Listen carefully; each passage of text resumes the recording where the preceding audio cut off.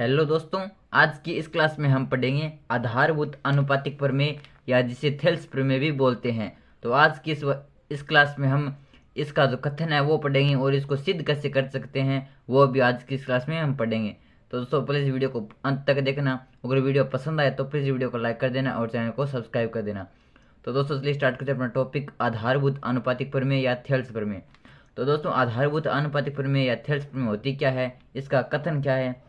तो ये होती है कि किसी त्रिभुज की एक भुजा के समांतर खींची गई एक रेखा त्रिभुज की शेष दो भुजाओं को प्रतिच्छेद करे तो यह दोनों भुजाओं को समान अनुपात में विभाजित करती है। कहने का मतलब ये है कि जैसे मान लेते हैं कि हमारे पास एक त्रिभुज है और त्रिभुज में किसी एक भुजा के समांतर, जैसे मैंने यहाँ पर BC के समांतर एक रेखा खींच ली DE।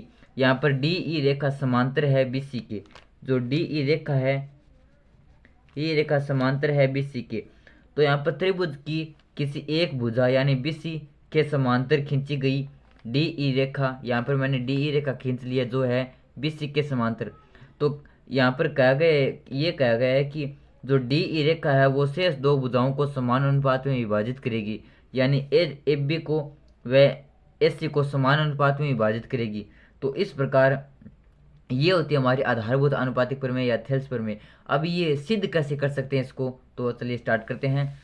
तो हमें दिया गया है, यहाँ पर मैंने यहाँ पर एक त्रिभुज का निर्माण कर लिया जहाँ पर एक त्रिभुज है ABC और यहाँ पर BC के समांतर मैंने एक भुजा ले ली DE और मैंने क्या किया, यहाँ पर रचना की। ये रचना आगे की बात है। तो सबसे पहले तो हमें दिया हुआ है कि जो हमारा ABC एक त्रिभुज है जिसके अंदर DE भुजा समांतर है BC के, ये हमें दिया हुआ है।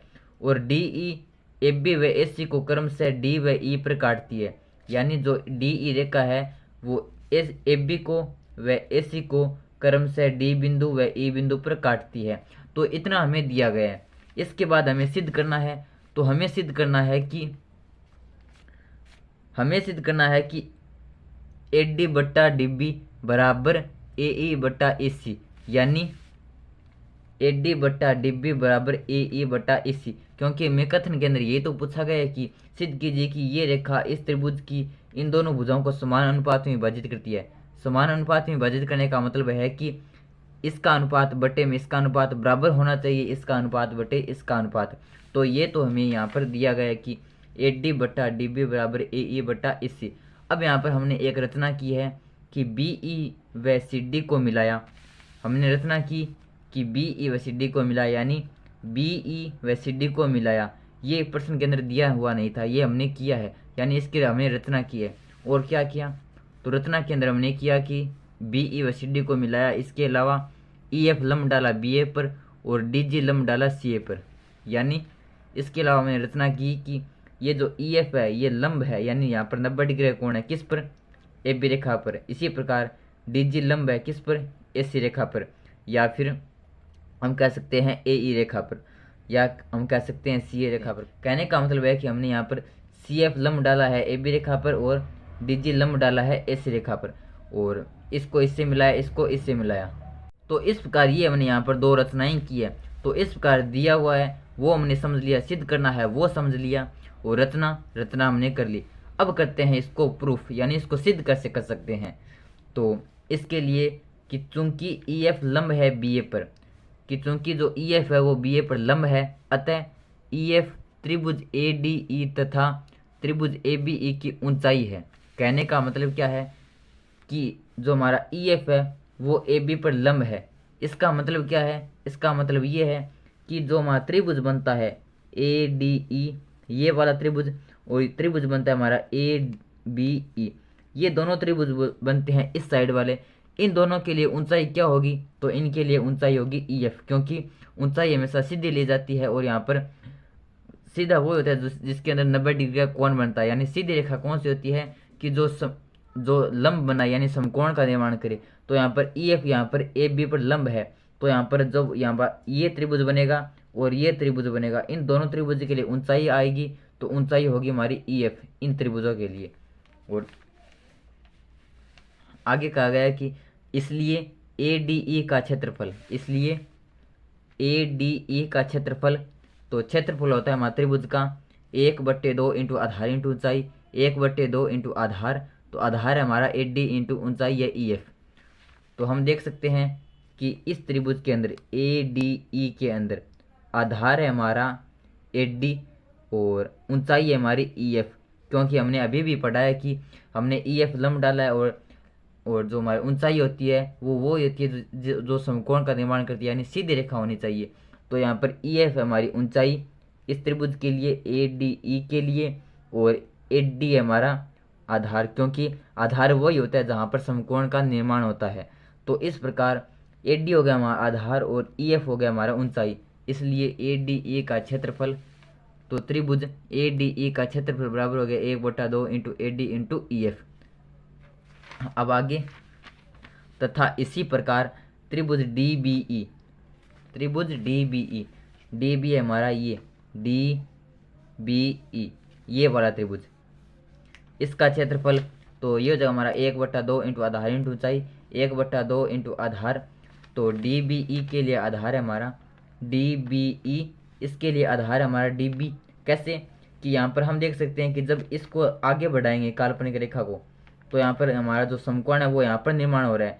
तो यहाँ पर जो हमारा ये त्रिभुज है इस साइड वाला, इसके लिए ऊंचाई का मान आ जाए तो EF ही होगी, यानी ये हमारा यहाँ पर समकोण है। तो यहाँ पर जो आधार होगा वो भी होगा हमारा BD। तो इस प्रकार इस त्रिभुज के लिए आधार होगा हमारा BD और ऊंचाई हो जाएगी हमारी EF। तो यहाँ पर त्रिभुज DBE का क्षेत्रफल हो जाएगा हमारा 1/2 इंटू आधार, तो आधार है हमारा BD इंटू ऊंचाई है हमारी EF। तो अब इन दोनों जो मैंने क्षेत्रफल निकाले हैं इन दोनों का अनुपात कर देंगे। तो लिखेंगे अतः त्रिभुज ADE का क्षेत्रफल बट्टे त्रिभुज DBE का क्षेत्रफल बराबर दोनों का क्षेत्रफल लिख देंगे। तो EF से EF कट जाएगा, 1/2 से 1/2 कट जाएगा, ये बच जाएगा हमारा 8D/DB। यानी कहने का मतलब ये है कि ADE का क्षेत्रफल यानी ADE का क्षेत्रफल और इसके भाग में हमने लगा दिया DBE का क्षेत्रफल, इन दोनों का अनुपात आ गया हमारे पास 8D/DB। इसी तरह हम क्या करेंगे कि हम ADE का क्षेत्रफल निकालेंगे और DEC का क्षेत्रफल निकालेंगे। इसी प्रकार हम ADE के क्षेत्रफल में भाग दे देंगे DEC का क्षेत्रफल। अब तक तो हमने ADE के क्षेत्रफल के भाग में दिया था DBC का क्षेत्रफल, अब लगाएंगे हम ADE के भाग में DEC का क्षेत्रफल। तो इस बार क्या होगा कि इस बार हमारा आधार AD न होकर AE लेंगे, क्योंकि हम इस अब की बार इस त्रिभुज के क्षेत्रफल के भाग में इस त्रिभुज का क्षेत्रफल लगा रहे हैं। तो अब हम आधार AD न लेकर AE लेंगे और ऊंचाई EF न लेकर DG लेंगे। तो इस बार हमारा जो ADE का क्षेत्रफल हो जाएगा हमारा 1/2 इंटू आधार, तो आधार लेंगे इस बार AE इंटू ऊंचाई लेंगे DG बट्टे DEC का क्षेत्रफल, तो ये हो जाएगा हमारा 1/2 इंटू आधार, तो इसके लिए आधार हो जाएगा EC इंटू ऊंचाई हो जाएगी DG। तो DG से DG कट जाएगा, 1/2 से 1/2 कट जाएगा, ये बच जाएगा AE/EC। तो इस प्रकार ADE का क्षेत्रफल बट्टे त्रिभुज DBE का क्षेत्रफल आ गया हमारे पास 8D/DB और त्रिभुज ADE का क्षेत्रफल बट्टे DEC का क्षेत्रफल आ गया हमारे पास AE/EC।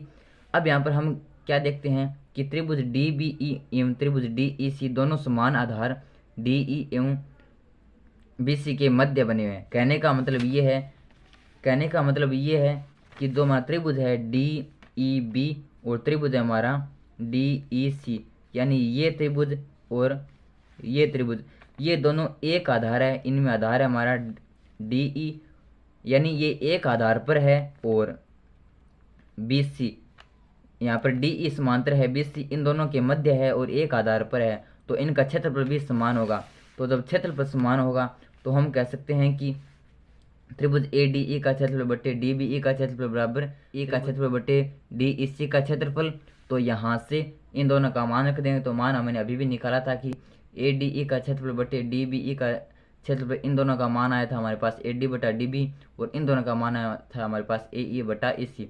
तो इस प्रकार हमने सिद्ध कर दिया AD/DB बराबर AE/EC, और यही हमें सिद्ध करना था। अब यहाँ से सिद्ध हो चुका है कि जो हमारा एक त्रिभुज है जिसके अंदर एक किसी भुजा के समांतर कोई रेखा खींच दी जाए, वो रेखा बाकी दो रेखाओं को समान अनुपात में विभाजित करेगी। तो इस प्रकार ये था हमारा थेल्स प्रमेय का कथन या फिर आधारभूत अनुपातिक प्रमेय। तो दोस्तों ये वीडियो आपको कैसा लगा प्लीज़ कमेंट कर दो बताना। अगर वीडियो पसंद आया तो प्लीज़ वीडियो को लाइक कर देना और चैनल को सब्सक्राइब कर देना। धन्यवाद।